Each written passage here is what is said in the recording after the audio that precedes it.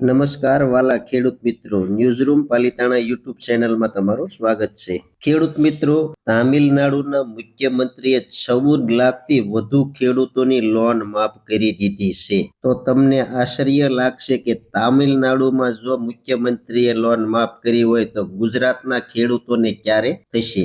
ગુજરાતના ખેડૂતોની એક એવી આશા હતી કે રાજુ કરપડા ખેડૂતો માટે બોલી રહ્યા છે, પણ ખેડૂતો સાથે અન્યાય થઈ રહ્યો છે ત્યારે રાજુ કરપડા એક પણ શબ્દ બોલવા તૈયાર થતા નથી. કેમ તૈયાર થતા નથી અને ખેડૂતોને ક્યારે લોન માફ થશે ગુજરાતના, એ બધી વિગત આ વિડીયોમાં તમને દેવાની છે. અને ચેનલમાં નવા છો તો ચેનલને સબસ્ક્રાઇબ કરવાનું ભૂલતા નહીં. ખેડૂત મિત્રો, તામિલનાડુના મુખ્યમંત્રીએ 14 લાખથી વધારે ખેડૂતોની 50,000 સુધીની લોન માફ કરવામાં આવી છે. તામિલનાડુના સીએમ વિજય થલપતિએ આ જાહેરાત કરી છે.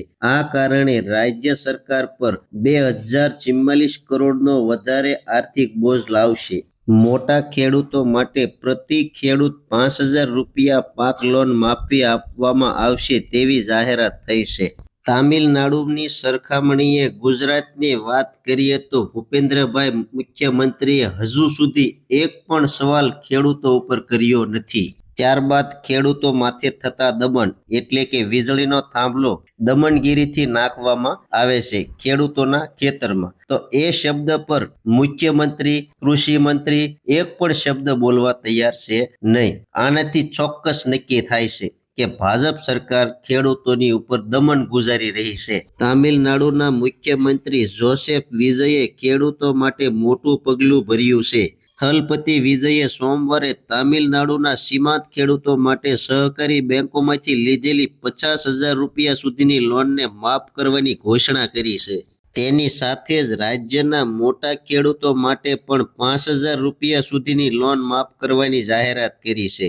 મુખ્યમંત્રીએ કહ્યું છે કે આ નિર્ણયથી રાજ્યના 14.22 લાખ ખેડૂતોને લાભ મળશે અને સરકાર પર 2044 કરોડનો વધારાનો આર્થિક બોજ આવશે. તામિલનાડુમાં નવી બનેલી ટીવીકે સરકારનું આ પગલું વિધાનસભા ચૂંટણી દરમિયાન કરેલા ચૂંટણીના વાયદામાં સામેલ હતું. આ અગાઉ ગઈકાલે સચિવાલયમાં તામિલનાડુના મુખ્યમંત્રી વિજયના નેતૃત્વમાં એક સમીક્ષા બેઠક યોજાઈ હતી.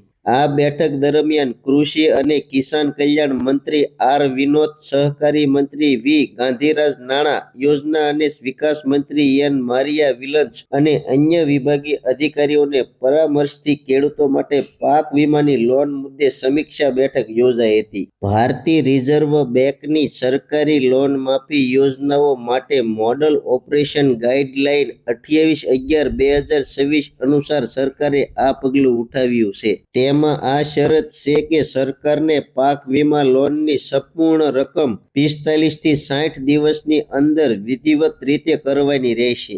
તામિલનાડુ સરકારની વર્તમાન નાણાકીય સ્થિતિ અને ઉપલબ્ધ નાણાકીય સંસાધનોને ધ્યાનમાં રાખતા મુખ્યમંત્રીએ આ પડકારભરી સ્થિતિઓ છતાં 1 મે 2025 અને 28 ફેબ્રુઆરી 2026ની વચ્ચે સહકારી બેંકોમાંથી ખેડૂતો તરફથી લેવામાં આવેલી લોનને માફ કરવાનો આદેશ જાહેર કર્યો છે. આ ઉપરાંત અન્ય મોટા ખેડૂતો માટે પ્રતિ ખેડૂત 5,000 રૂપિયા પાક લોન માફી આપવામાં આવશે.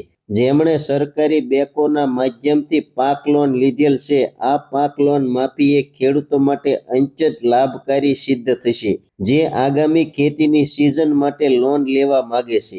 આ કૃષિ લોન માફી યોજના અંતર્ગત 1 મે 2025 અને 28 ફેબ્રુઆરી વચ્ચે સહકારી બેંકોમાંથી લોન મેળવનારા ખેડૂતો 14,22,555 ખેડૂતોને લાભ મળશે એવું કહેવાયું છે.